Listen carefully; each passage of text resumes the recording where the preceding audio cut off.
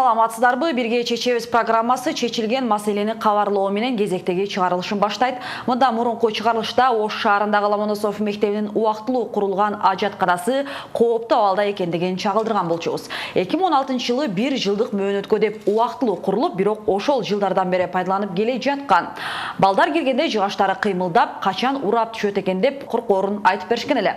Биздин программадан соң жергиликтүү бийликтин аракети менен жаңы туруктуу ажаткананын курулушу башталды. Жалпы 200 000 сомдон ашуун акча сарптала турган болууда. Негизгиси эми окуучулардын өмүрүнө коркунуч жаралбайт.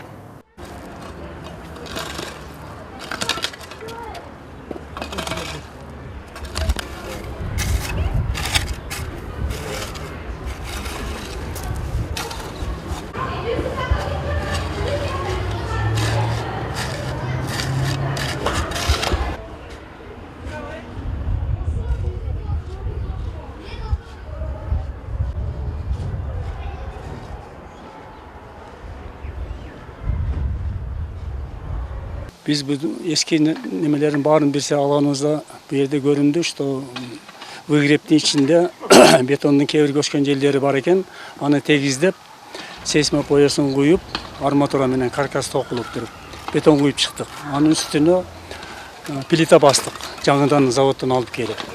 Emi korkunçsuz boluş için üstün çekerlerin peska blokmeni kılavuz, anan eşik ramdарын plastikten жасайбыз. Üstün bolsa prof nasil deyiz, prof nasil tinike menen жаап, темир менен безопасный болгондугу үчүн. Мына тегиздеп койдук, көрдүңөр, эч кандай эми коркунучу жок, жамгыр бул жака келбейт, атмосферасы болот. Кыскасы бир жуманын ичинде биз бүтүрөбүз бул объектти. Эксплуатацияга беребиз. Колдоно берсе болот. Мынтип бир мектептин окуучуларына жаралган көйгөй чечилди. Ал эми Аравандын Юсупова айыл өкмөтүндө дагы балдардын өмүрүнө кооптулук жаралган жагдай бар. Тагыраагы аймактагы чоң суу шараккан каналдын айланасы тосулган эмес. Бул боюнча жергиликтүү тургун биздин WhatsApp номерибизге видео кайрылууда жолдогон. Саламатсыздарбы, бирге чечелик программасын ошого биз Араван районунан бизге каналды көчөгө киргенде бизге адамдар үчүн кооптуу болуп атат. Ошо кооптуу болгондун себептүү бизлерден суранар элек. Ошо эки тараптын тосмо менен тосуп беришүүгө жардам берүүнү суранабыз. Ошондуктан сизге кайрылып жатабыз. Ana ошо канал. Ошо жерде быйыл дагы ошондой адамдар жаш балдар акып кетип атат. Бирок ошону силерден өтүнүп жардам сурайбыз.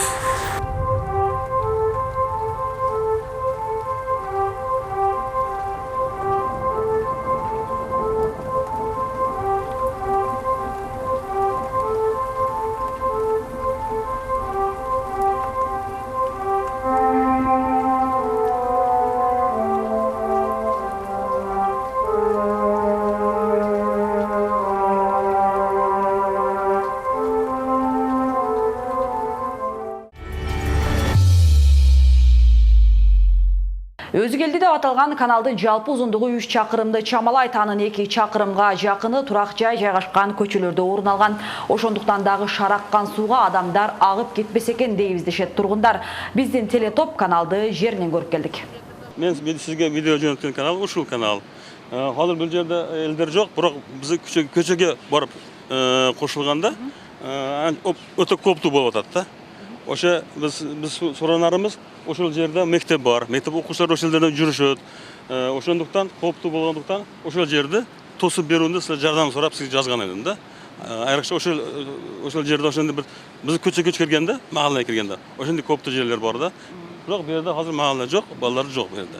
Азыр суунун агымы аз, бирок жаз жай мезгилдеринде канал толосуу келет. Андайда жергиликтүүлөр эки тарабы курчалбаган каналдан оолак болуп, айрыкча балдардын көчөгө көп чыгарышпай калышкан.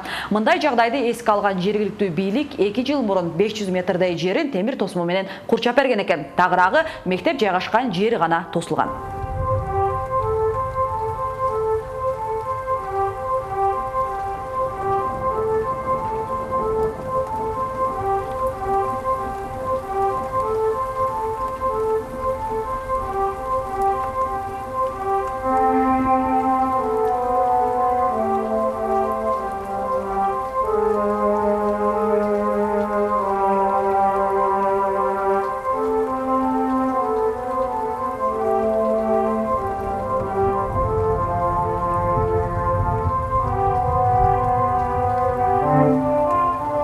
yerdi tos bergeni agrajene qilib berdi. Kichkina yerga agrajene qilindi xolos, bardigi bo'lmagan, jarmini qildi. Yana bu yerga plita qo'yib berdi. Agrajene mana bu trotuarlarga qilib berdi. Ko'p yeri qoldi. Mana jiliga 1-2 bola oqib ketyapti. Cho'ng odamlar vaqi bo'lyapti. Shunga yordam bersanglar, shuni jobsik, agrajene qilinsa, ayol hukumatga yana xayrlaymiz. Qolib ketyapti-da bu ishlar. Deputatlar asfalt qilyapti, boshqa qilyapti. Bu kichkinagina ish bu. Negizini qaraganda, lekin odam umriga xavf bo'lyapti-da bu suvlar. Turgundардың мынтип күйіп сүйлөп, маселе тез арада чечилсе деп үмүт артышкандары да жөн жеринен эмес. Себеби өкүнүчтүүсү адам өмүрүнө зыян тийген фактылар да бар. Жыл сайын 4-5 адам ушул каналга агып, каза тапкан учурлар катталууда. Безопасный кылыш керек да шуну. Менин небарам бир 9-8 жыл болуп түшүп кетип өлүп калды. Ушул каналды коопсуз кылыш керек да. Менин неберем 8 жыл мурун түшүп кетип көз жумду. Андан бери мен билгенден 3 бала алып кетип каза болуп калды. Ошон үчүн айыл өкмөткө айтканбыз. Решетка кылып бергиле деп. Темир тосмо кылып койсо жаш балдар үчүн жакшы да. Чоңдорго өздөрү абайлап жүрүшөт. Менин максатым башка балдар сак саламат жүрсө дейм да. Шунга силерден сураныч, жардам берсеңлер. Решетка кылса балдар үчүн да бу. Катталар өзү эптейлер. Балдар үчүн маш жакшы болот. Şu максатым şu. Башка балдар сак саламат жүрсүн жейбиз да. Айыл өкмөт жетекчилиги өткөн жылы казынадагы акчаны негизинен мектеп, бала бакчаларды жылуулоого сарптап, каналды тосуу иштери 1 жылга токтоп калган.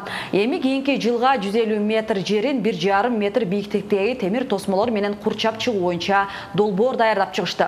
Долбоордун аткарылышы 3,5 миллион сомго жетет. Бирок ошондо дагы 2 чакырымга жеткен каналдын калган бөлүгү тосулбай калат. Жарандардын кайрылууларынан кийин аймактын башчысы баарын коопсуз кылып берерин билдирди.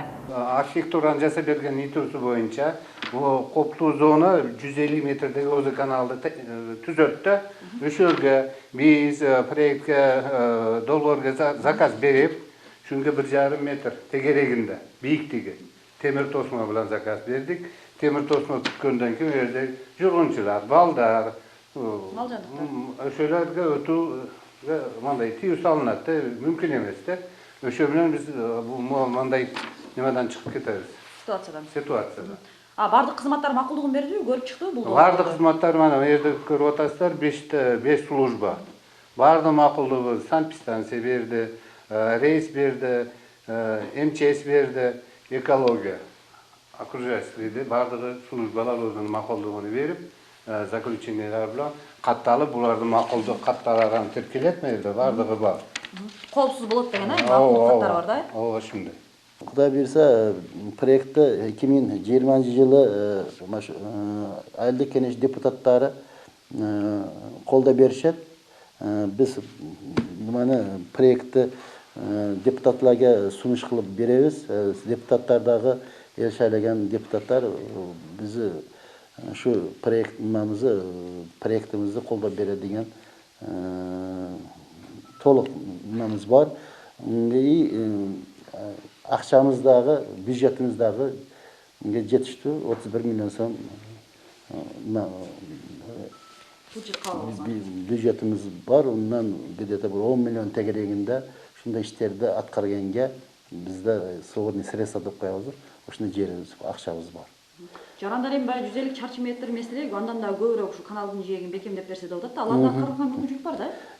Аларды дагы аткарганга мүмкүнчүлүк бар. Кудай берсе, дагы проектimizi улантып, ошо жерлерди дагы